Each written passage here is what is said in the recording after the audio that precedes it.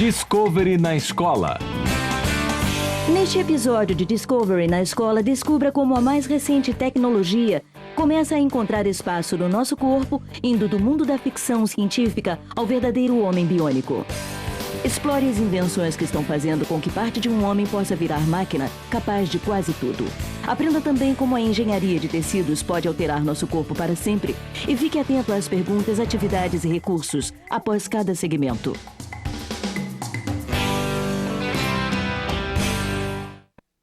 A seguir, perguntas para estudo e debate sobre o verdadeiro homem biônico, parte 1. Como funciona um implante de cóclea? Que duas abordagens diferentes os cientistas estão adotando agora para desenvolver um olho biônico? Discuta os critérios que, na sua opinião, devem ser adotados para determinar quem recebe um implante biônico. Considere o que acontecerá com a procura por implantes biônicos quando funcionarem melhor do que as partes humanas que substituem. Discovery na escola apresenta agora o verdadeiro homem biônico, parte 1.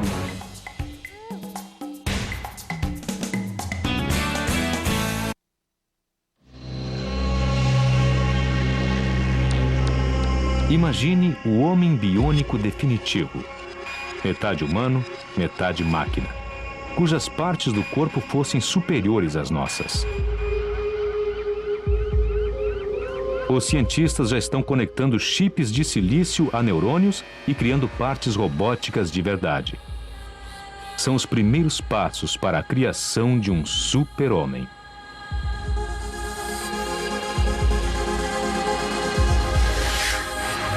O verdadeiro homem biônico.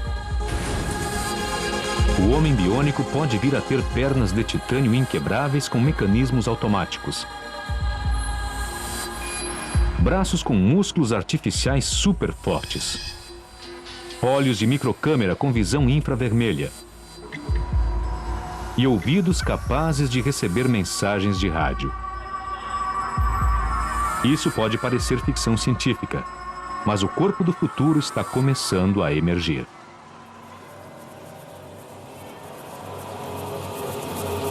O ouvido biônico.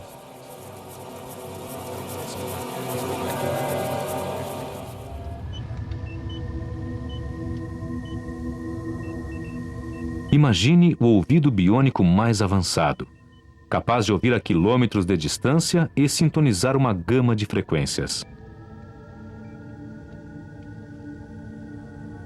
Talvez um microfone miniaturizado pudesse ser implantado no canal auricular. Os sons poderiam ser processados por nanochips e transmitidos diretamente ao córtex auditivo do cérebro.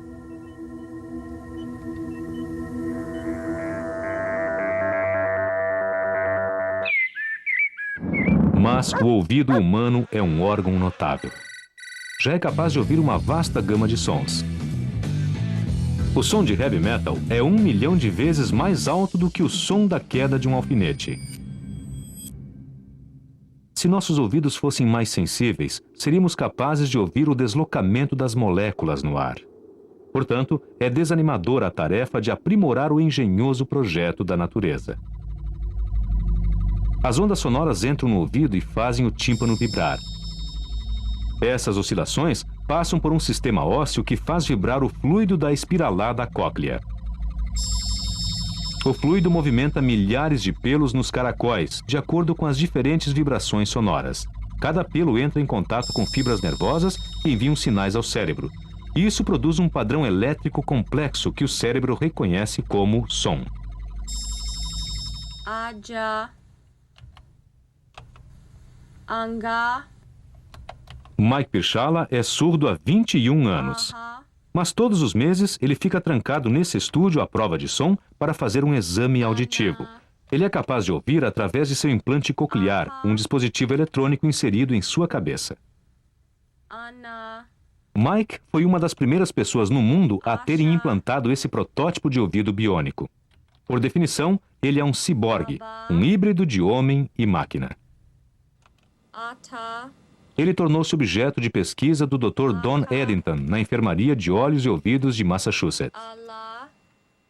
Para esse bioengenheiro, a audição super-humana ainda é um sonho inatingível. Por ora, ele está tentando recuperar o que Mike perdeu. Nós queremos descobrir que sons consonantais ele é capaz de reconhecer. Sons como aba, ada, afa, aca, todos em ordem aleatória. E isso nos dará uma pista do que ele reconhece ou não. E esperamos que essas informações nos ajudem a decidir como aprimorar o sistema para ele. Vou mostrar como funciona o meu implante. Esse é o processador de sons. Metade é bateria. O resto é apenas o circuito que processa o som. E tem um microfone bem aqui que capta o som na orelha, que é mais natural, e o envia por este cabo até o processador. Lá é transformado nos sinais digitais que usamos no esquema de processamento e enviados pelo mesmo cabo. Em seguida, vão do gancho aqui por outro cabo curto até um plug na lateral da cabeça. Portanto, os fios vão diretamente ouvido abaixo. O implante é feito de platina, um metal que pode permanecer dentro do corpo por décadas sem causar qualquer dano. Os sinais são enviados por um emaranhado de fios para a cóclea.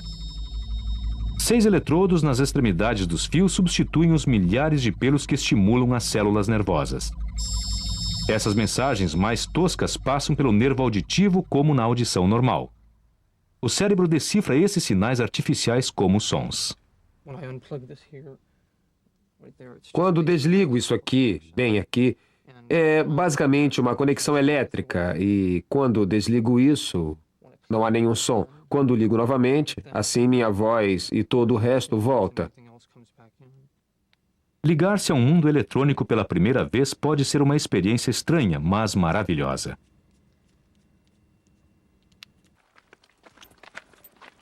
Vivian Butt está aguardando seu implante de cóclea. Ela espera voltar a ouvir depois de 6 anos de surdez. Falo pela minha mãe, a senhora Butt. Vivian era telefonista. Agora depende do filho Ashley para ouvir. Sua perda de audição foi fruto da violência doméstica. Levantei-me pela manhã e nada. E pensei, já era. E eu comecei a chorar, pois sabia que toda a audição que eu tinha havia desaparecido. Mas agora, após todos os exames que fiz, eu sei que foram as pancadas na cabeça que causaram os traumas aos ouvidos. Quando me operaram, tiveram de retirar muito tecido cicatricial para colocar um implante. Você pode acabar ficando surda se tiver um marido violento. Vivian mora em um pequeno vilarejo em Somerset, Inglaterra. Ela se sente isolada dos amigos pelo muro de silêncio que a cerca. Quando vou ao pub, eu chego e me sento e fico sentada lá sozinha. Eles ficam com muita vergonha de tentar conversar comigo. Vivian estava ansiosa para ter um ouvido eletrônico. Ela é uma das poucas centenas de pessoas no mundo inteiro a ser submetida a essa operação.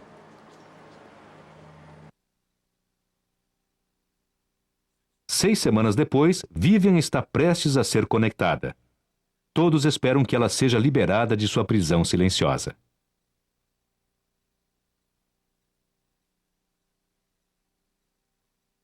A equipe do Hospital Southmead está reunida para o grande momento. Sabem que se Vivian realmente ouvir alguma coisa, os primeiros sons serão muito estranhos. E agora? Consegue ouvir alguma coisa? Alguma coisa. Tudo bem. O som é parecido com o quê? É como a cera de ouvido fazendo ps, ps, ps. É a única coisa que me vem à cabeça. Aumente um pouco mais o volume. 1, 2... Não abaixe.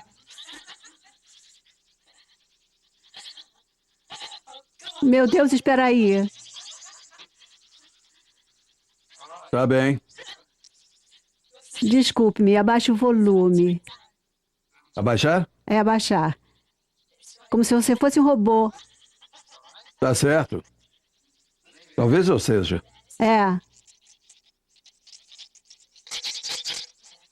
Um som metálico. É? Muito metálico. É como um chocalho de bebê. Muito barulhento, como um chocalho de plástico. É, Estou surpresa. todos estamos surpresos. É estranho, pois é bem no seu ouvido. E normalmente, na audição normal, você não pensa de onde o som vem, pois é natural. Portanto, quando você escuta, como quando ela estava balançando as chaves estavam ali, mas o barulho estava aqui dentro. É muito estranho. E não é Mas mesmo? é bom. Obrigada.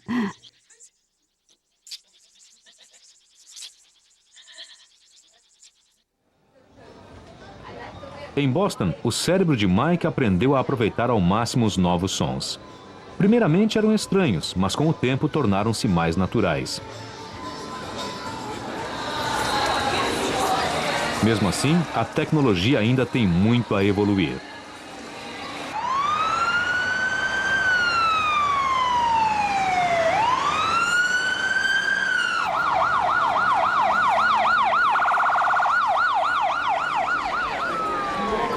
Ao contrário dos ouvidos humanos, o microfone no implante de cóclea captura todos os sons.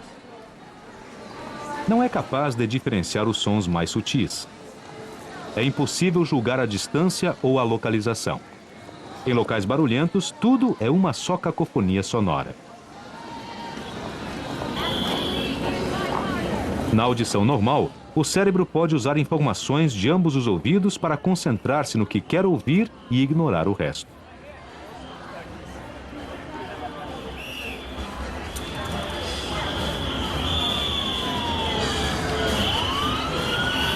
Há algumas vantagens de se ter o implante. Às vezes, basta desligá-lo.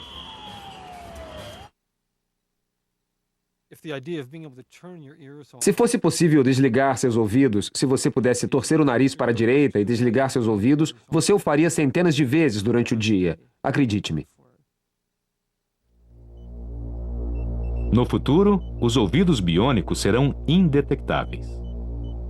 Seria muito bom pegar todo esse equipamento, as coisas que as pessoas usam nos seus cintos e atrás das orelhas, e inseri-las no canal auditivo ou implantá-las totalmente por baixo da pele, para tornar as coisas esteticamente mais agradáveis e também mais confortáveis de usar.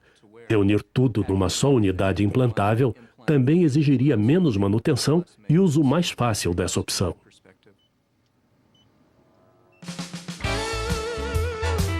Talvez os ouvidos biônicos sintonizem conversações em telefones móveis ou estações de rádio. É algo que Mike já vivenciou.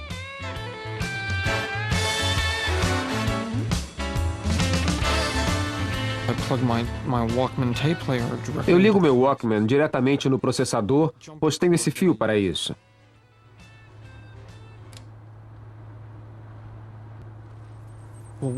Bom, certo dia liguei sem que o Walkman estivesse conectado e de repente estava ouvindo umas vozes e as vozes ficaram cada vez mais claras e altas e acabei percebendo que a coisa era uma antena que capturava o sinal de rádio.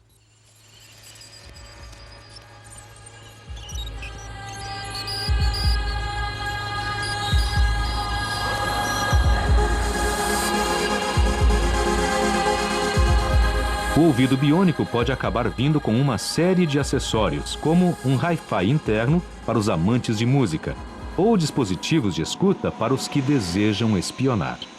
Sim, George, eu acho que conseguimos a derrota da oposição com isso aqui. Quanto será? Depende do taxímetro. Acho que 6, 7 libras. Tudo bem, a nossa. Se não está gostando, vamos embora. Não precisamos ficar. Concordamos em usar ternos e chapéus e ficar no escritório durante 2 dias. Que beleza! Eu não tenho nenhum chapéu. A invenção de um ouvido biônico pode estar iminente. Mas a criação de um olho biônico com visão cibernética aprimorada é um desafio muito maior.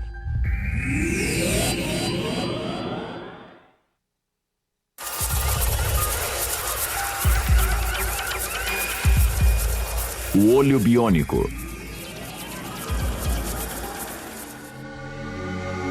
Um olho biônico que pudesse enxergar melhor do que o seu exigiria uma combinação de tecnologia de TV e neurocirurgia.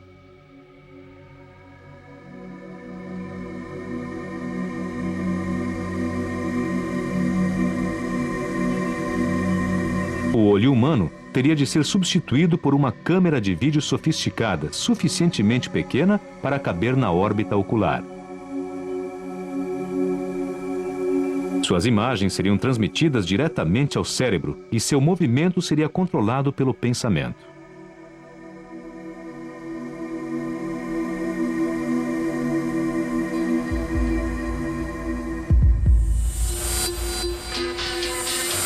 A criação de um olho biônico que fosse igual ao nosso olho natural é uma tarefa monumental. Podemos distinguir 10 milhões de cores diferentes e graduações de luz. As experiências demonstraram que nossos olhos são tão sensíveis que em noite de lua podem ver um fósforo aceso a 10 quilômetros de distância. A visão também depende do processamento complexo do cérebro. Para construir um olho artificial, os cientistas estão estudando como o córtex visual trata as informações. Quando uma imagem chega ao olho, é focalizada pelas lentes na retina, uma área na parte posterior do olho que transforma a imagem captada pelos olhos em sinais elétricos. Esses sinais passam pelo nervo óptico e vão para o córtex visual na parte posterior do cérebro. Com a estimulação das células nervosas, o cérebro decifra a imagem. Essa área de Utah ficou conhecida como o Vale Biônico. Os cientistas de Salt Lake City já trabalham no desenvolvimento de um olho biônico há 30 anos. Antes de poderem ao menos contemplar a supervisão, devem primeiramente recuperar a visão dos cegos. Seu plano é ligar uma câmera de vídeo a um microchip inserido no córtex visual. A equipe de neurocientistas é chefiada pelo professor Richard Norman. O que esperamos fazer com a nossa tecnologia é estimular o cérebro de maneira natural em indivíduos nos quais o estímulo normal dos olhos encontra-se ausente. E esperamos consegui-lo com os arranjos de microeletrodos que tentamos desenvolver nos últimos 6 anos, ilustrados nesses micrográficos de elétrons escaneados. Haveria uma câmera de vídeo montada num par de óculos para captar a cena em frente a um indivíduo cego. A saída desse sinal de vídeo seria processada através da eletrônica e passaria por um conector que seria montado no crânio do paciente. E o conector passaria por fios de chumbo até um arranjo de eletrodos que seria implantado na parte visual do cérebro. Este microchip contém 100 eletrodos que devem oferecer 100 pontos de luz. Seu próximo modelo terá 625 eletrodos. Mas o olho humano está equipado para analisar mais de 1 milhão de pontos de luz. Portanto, ainda há uma longa caminhada pela frente.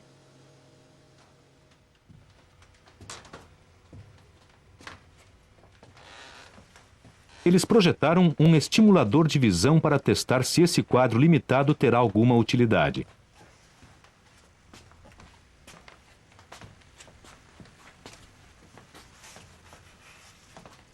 Primeiramente, as imagens visuais não serão panorâmicas, estéreo ou em cores. Realizamos alguns experimentos que sugerem que 625 microeletrodos individuais podem permitir que uma pessoa cega circule por ambientes familiares normais.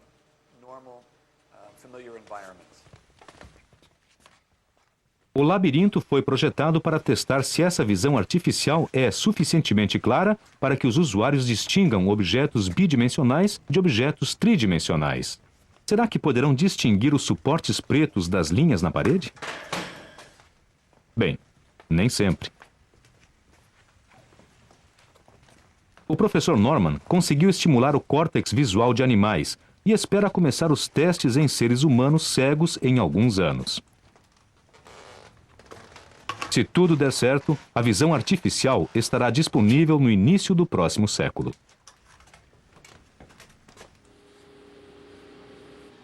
E essa é a primeira abertura que fazemos nos olhos. Em Boston, o oftalmologista Joe Rizzo e o engenheiro John Wyatt também implantam chips de silício em animais. Mas estão tentando uma abordagem diferente.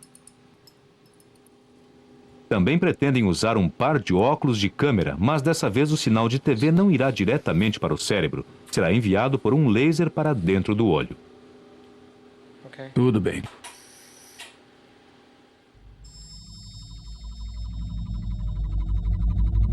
Ao entrar no olho, o raio laser é transformado em sinais elétricos por um painel solar colocado por trás do cristalino.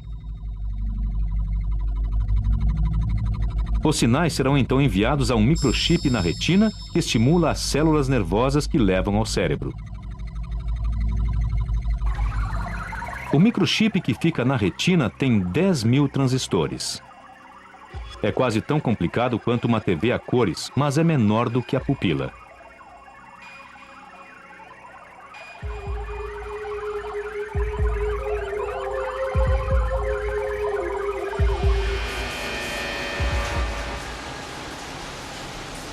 A chave para a criação de chips tão sofisticados é uma técnica chamada microfabricação.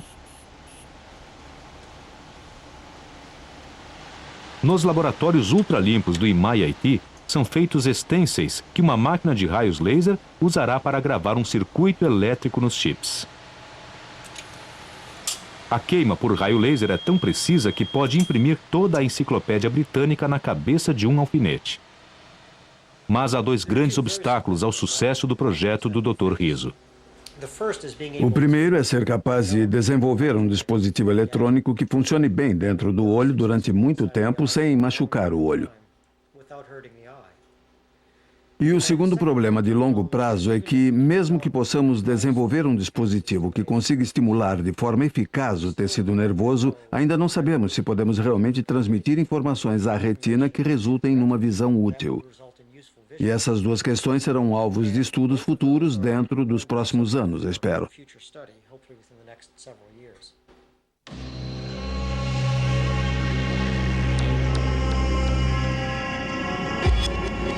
Com os futuros avanços na miniaturização, deve ser possível inserir mais eletrodos nos microchips, produzindo uma visão de alta definição.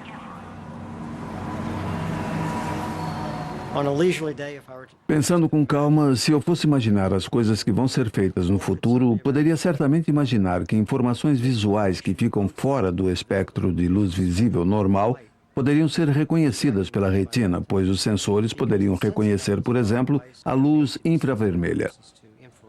Pode-se imaginar um olho ainda mais versátil do que o natural.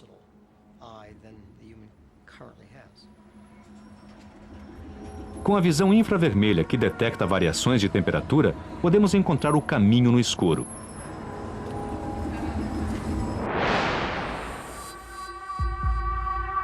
Espera-se que a microeletrônica torne as peças suficientemente pequenas para que a câmera possa ser inserida em olhos falsos, de forma que o cérebro seja capaz de controlar o movimento dos olhos e, portanto, das câmeras.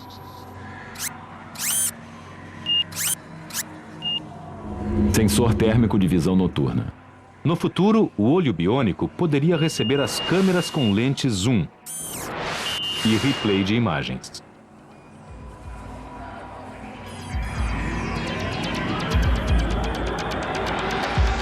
Muitas décadas passarão até que os olhos biônicos estejam disponíveis, mas algumas partes artificiais já foram integradas ao corpo humano, tornando-se sistemas cibernéticos totalmente funcionais. O verdadeiro homem biônico, final da parte 1.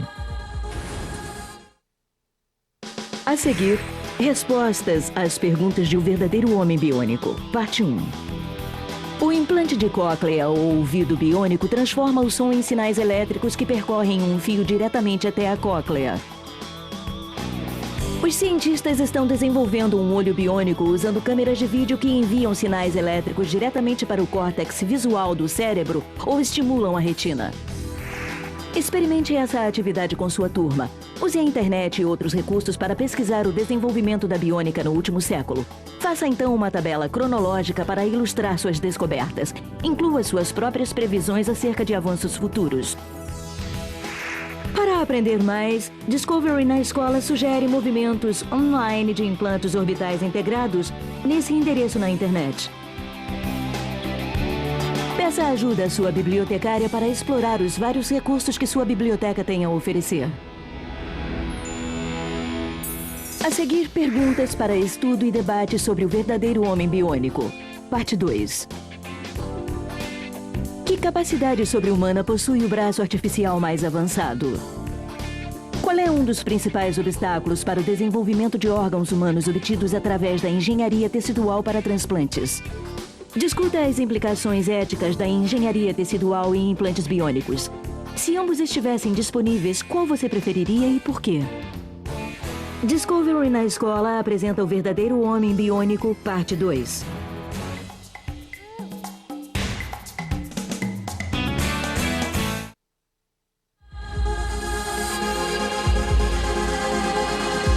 O verdadeiro homem biônico, parte 2.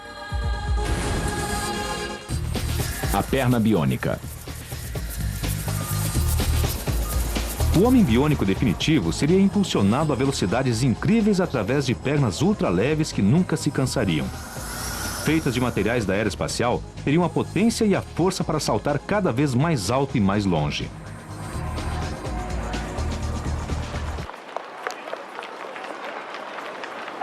Mas os construtores biônicos precisam primeiro equipará-la à perna humana, que dá em média 5 milhões de passos por ano. Pode pular uma distância de até 9 metros e correr a até 40 quilômetros por hora. E mesmo sujeitos a todo esse exercício, nossas pernas requerem pouca manutenção.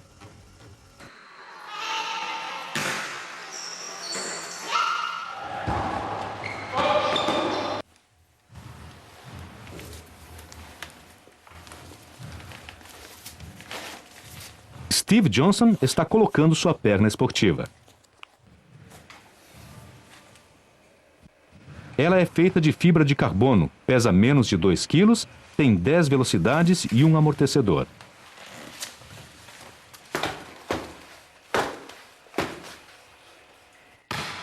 Steve não só é capaz de correr e pular, mas quando joga voleibol com meros mortais, ele é a estrela. Na verdade, ele joga no time paraolímpico britânico. Steve perdeu a perna há 10 anos num ginásio como este. Ele escorregou e chocou-se contra uma porta de vidro. Depois que perdi a perna, achei que não conseguiria mais praticar nenhum esporte.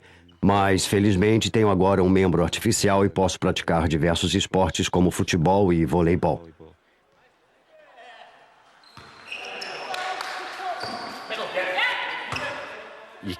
Há diferentes tipos de pernas, mas esta é específica para esportes. Tem um pé flexível com suspensão e um joelho hidráulico de forma que ajuda muito no esporte, com os pulos, a movimentação e os peixinhos.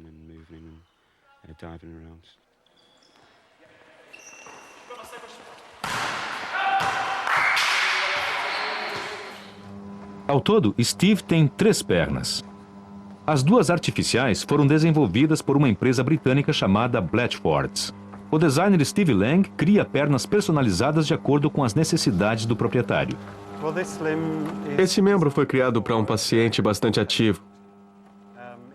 A parte superior permite um encaixe total e é acoplada a uma unidade de articulação de joelho. Na parte inferior há o pé de fibra de carbono flexível. Em forte atividade, a perna devolve ao amputado parte da energia que ele transfere para ela. A perna de Steve tem 10 velocidades, mas ele precisa escolher uma antes de começar. Se quiser andar mais rápido, tem que parar e mudar a velocidade. Do contrário, sua perna artificial fica para trás.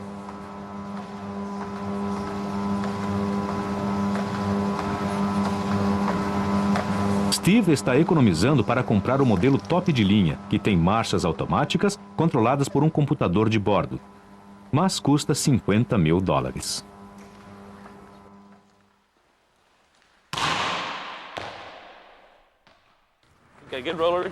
A roda está boa, o calcanhar está bem, os dedos estão se movimentando bem e a unidade hidráulica talvez precise Até de um mesmo pouco. a perna mais sofisticada é inútil, a menos que o encaixe seja adequado. E se você quiser saber acerca de encaixes, procure John Sabolich, em Oklahoma City. O encaixe é a interface entre o homem e a máquina e tem uma enorme importância. É onde a máquina e o homem se encontram e se unem. Portanto, é a parte mais importante da prótese como um todo. É como a borracha dos pneus e a estrada no caso de um carro. É muito importante que cada grande grupo muscular tenha um canal de estímulo. Você pode ver nesse modelo como tem uma grande inclinação. Vê a inclinação aqui, nesta área, girando em torno desse grande grupo muscular. Isso se prende aqui, onde posso controlar sua perna através de canais que se encaixam e sulcos em cada um dos lados. Vamos colocar e ver como se encaixa? Tá bem. O encaixe fica preso à perna por sucção.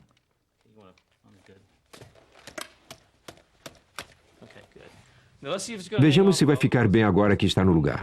Eu vou puxar com muita força, de forma que a cadeira talvez escorregue. Tenha cuidado. Está pronto? Tudo bem. Agora fique de pé e encaixe, por favor. Muito bem. É isso aí. As próximas etapas compreendem a conexão da perna ao resto do esqueleto. A velocidade e o controle ficarão imediatamente mais eficientes. Em seguida, precisarão oferecer alguma fonte de energia para substituir o músculo ausente. Por fim, o membro deve ser conectado ao cérebro para receber instruções.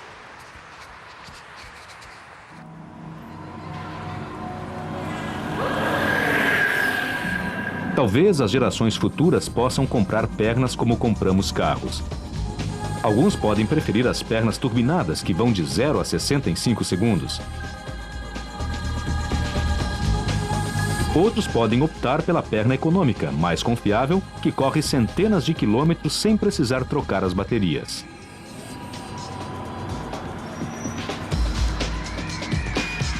Todos os membros biônicos precisarão ser conectados à rede neurológica humana. As conexões de controle dos braços biônicos serão ainda mais complexas do que os da perna biônica.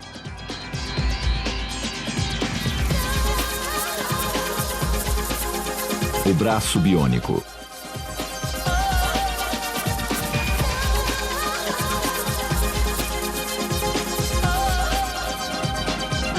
Imagine um braço biônico que tenha mais força e destreza do que o seu.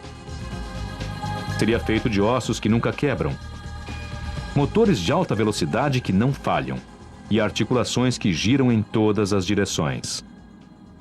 Teria mãos suficientemente fortes para esmagar, mas suficientemente sensíveis para acariciar.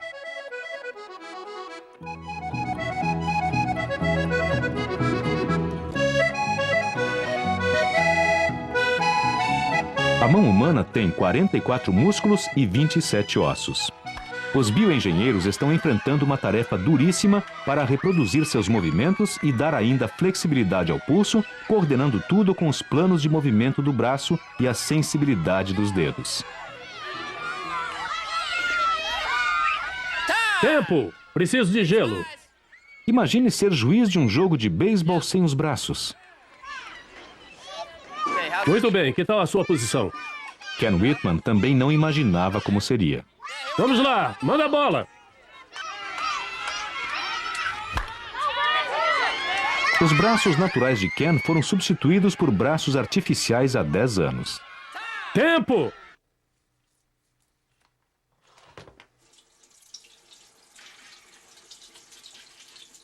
Perdi meus braços num acidente elétrico. Estávamos construindo uma linha de força numa subestação e a linha na qual estávamos trabalhando foi energizada. Eu estava no alto do poste com meus ganchos e meu cinto. Descobriram que eu estava lá sem pulsação, de forma que me tiraram lá de cima, me colocaram no chão e começaram a ressuscitação cardiopulmonar. Quando eu saí da cirurgia, estava com muita sede. Havia um copo d'água na mesa e eu tentei pegá-lo. Quando tentei pegá-lo, vi que tinham amputado minhas mãos. mas eu ainda sentia que minha mão estava lá. E eu não conseguia pegar o copo d'água. Não conseguia.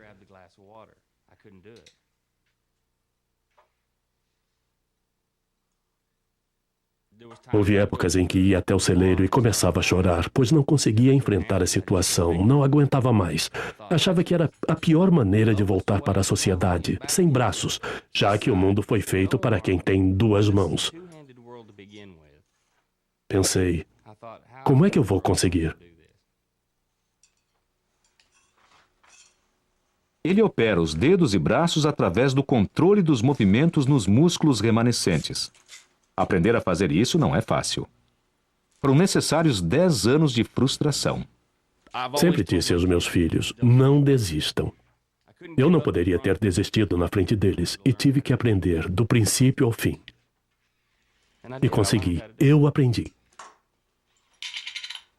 O braço esquerdo de Ken foi amputado acima do cotovelo. Apenas a tecnologia mais recente é capaz de substituir a série de movimentos que ele perdeu. Este é o modelo mais avançado do mundo, fabricado no Vale Biônico de Utah. Vem com um cotovelo mecânico e controle de aperto. Tem também um outro acessório sobre-humano. Um pulso que gira 360 graus. Foi desenvolvido pelo bioengenheiro Harold Sears. Vou me conectar a um e usá-lo como modelo de demonstração. Você verá como tenho sensores nos meus bíceps e tríceps, assim como o amputado no membro restante. E esse sinal passa por um cabo até o braço, onde é amplificado até 1 milhão de vezes. Imagine, o sinal que estamos captando da pele em si é da ordem de 10 microvolts, ou 10 milionésimos de volt. A voltagem que realmente movimenta o braço é um pouco superior a 10 volts. Ken é o primeiro bombeiro biônico. Mas ele é também o primeiro a admitir que seus braços estão longe de serem sobre-humanos.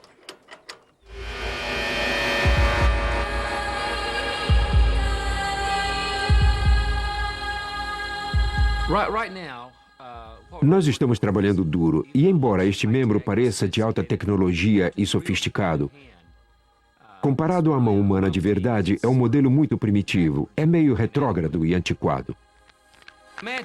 Imagine uma mão artificial que imite exatamente a mão humana de verdade com ossos idênticos. Acopla-se músculos artificiais a esses locais e coloca-se uma carga de eletricidade nesses músculos artificiais que fazem com que pulem como perna de uma rã. Temos um protótipo de um músculo assim, mas ele encolhe muito pouco. Queremos algo que se reduza a cerca de metade do comprimento, que transfira força. Na verdade, dá para imaginar partes compostas de titânio e carbono de alta tecnologia que sejam mais fortes do que ossos e com músculos que sejam 10 vezes mais fortes do que o nosso. Seria possível envergar metal, amassar coisas que um ser humano normal não amassaria. A força e a velocidade biônicas precisariam de uma fonte de energia sobre-humana. O projeto do motor interno será o maior de todos os desafios.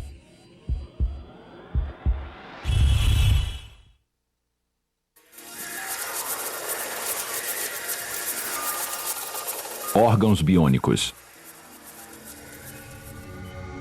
Os órgãos biônicos podem funcionar durante centenas de anos sem apresentar defeito ou precisar de conserto. Os pulmões poderiam respirar debaixo da água e os corações teriam controle de velocidade para lidar com todos os níveis de atividade. Mas esse coração precisaria ser suficientemente forte e flexível para dar conta de 40 milhões de batidas por ano e chegar a velocidades de mais de 200 batidas por minuto. No Vale Biônico, os cientistas vêm aperfeiçoando um coração mecânico há 50 anos. Este é o mais recente e está pronto para ser testado. Foi projetado pelo pai da biônica, o professor William Kolff. Nosso coração mais recente é um coração eletrohidráulico. O princípio de funcionamento desse coração é um fluido hidráulico salino que é bombeado do lado esquerdo para o lado direito. E consiste num ventrículo direito e um ventrículo esquerdo, que se separam assim. E cada ventrículo tem uma membrana bombeadora, que você pode ver aqui do lado direito e aqui do lado esquerdo. Portanto, o sangue é só bombeado, não entra no processo. É apenas o fluido hidráulico que passa e é feito de poliuretano. O poliuretano é um elastômero, incrivelmente forte e durável. É uma espécie de plástico e é um material barato. Não queremos que o coração fique tão caro que as pessoas não possam adquiri-lo. Kolff já foi avisado de que não deve vendê-lo barato demais. Quando se trata desse órgão, as pessoas querem sempre o que há de melhor.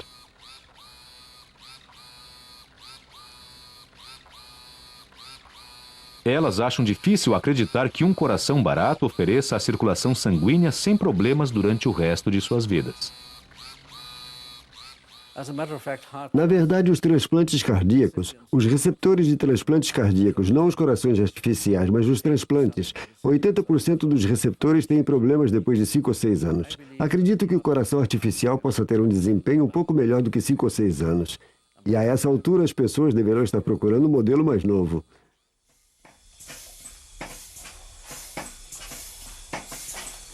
O professor Kolff inventou o rim artificial na década de 30 e a máquina coração-pulmão na década de 40.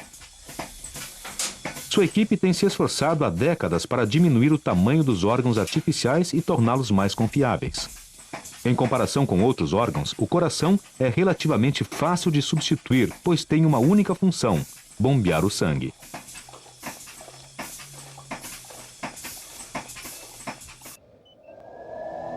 Outros órgãos desempenham uma série de funções mais complexas. O fígado é a usina química do corpo. Seus milhões de canais executam centenas de tarefas, da digestão de alimentos à purificação do sangue. Substituir esse órgão seria um enorme desafio bioquímico. Cada órgão artificial exige matéria-prima especial. A membrana pulmonar deve ter uma superfície do tamanho de uma quadra de tênis para permitir a troca de oxigênio e gás carbônico. Mesmo que os cientistas conseguissem desenvolver um material suficientemente fino, como duplicariam sua complexa estrutura e o comprimiriam no corpo? Como poderia receber energia para expandir-se e contrair-se 4.000 vezes por dia, como os nossos pulmões naturais?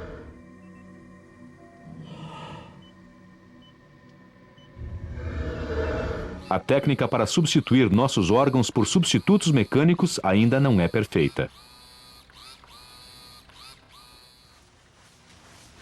A busca pelo homem biônico atinge uma nova era. Está se afastando da mecânica e voltando para a biologia. Essa poderia ser a rota mais rápida e mais fácil para chegar aos órgãos artificiais.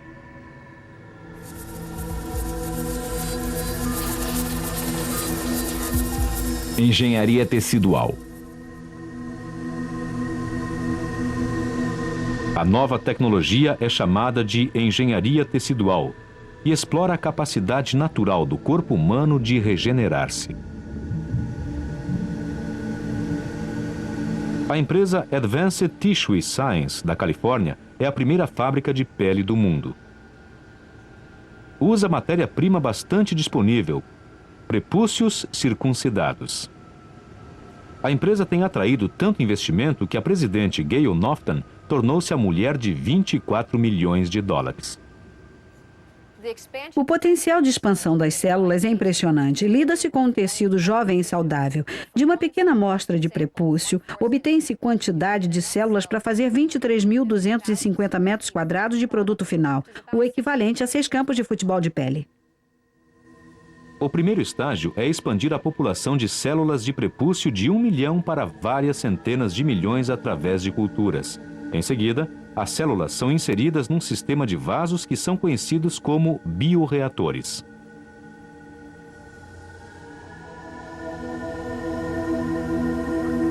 Dentro de cada vaso, as células prendem-se a uma armação em rede, onde começam a se dividir e multiplicar.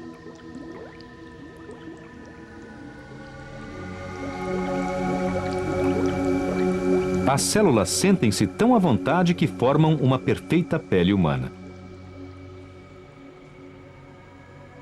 Portanto, ao enganá-las fazendo-as pensar que estão no corpo, elas recriam um tecido normal no bioreator ou fábrica de tecido. Podemos então congelar esse tecido e enviá-lo ao centro de queimaduras ou ferimentos, onde será usado em transplantes. Aproveitando o sucesso das fábricas de pele, os engenheiros teciduais estão começando a fabricar seu próprio tecido. Isso é cartilagem humana.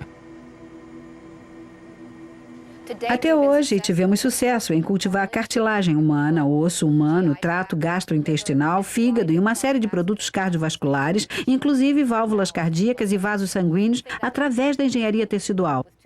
Com 200 tipos de célula no corpo, seremos capazes de criar qualquer tecido e órgão para transplantes, à medida que a ciência aprende cada vez mais sobre como desenvolver esses órgãos e como implantá-los nos pacientes. Essa é uma válvula cardíaca obtida através da engenharia tecidual, viva e em funcionamento dentro de um bioreator.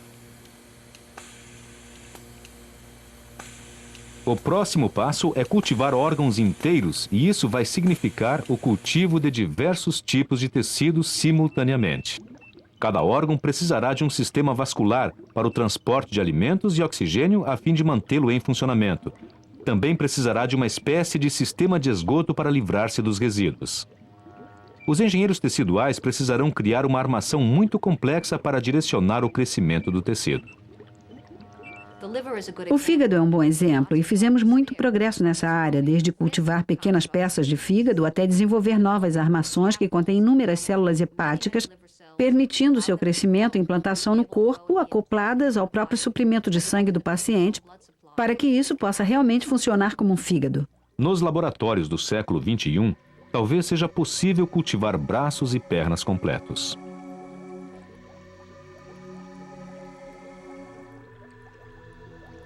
Os geneticistas poderiam acabar desenvolvendo tecido que não envelhecesse, que fosse resistente às doenças. Seria mais forte e melhor. A seleção e a manipulação genética poderiam ser a forma de se criar um super-homem.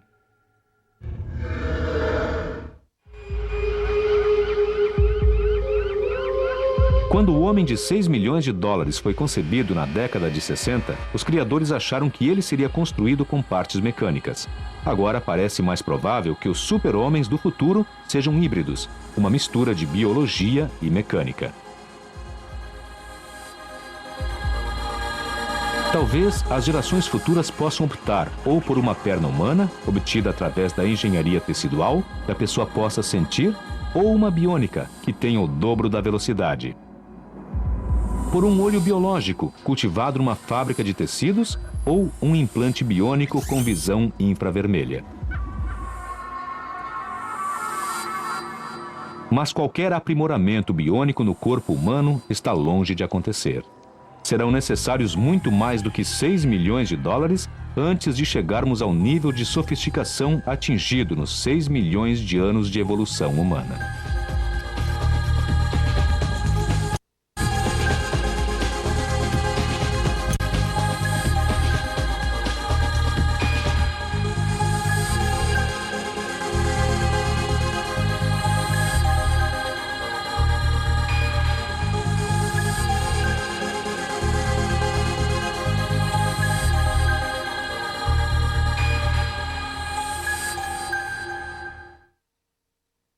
A seguir, respostas às perguntas para o verdadeiro homem biônico, parte 2.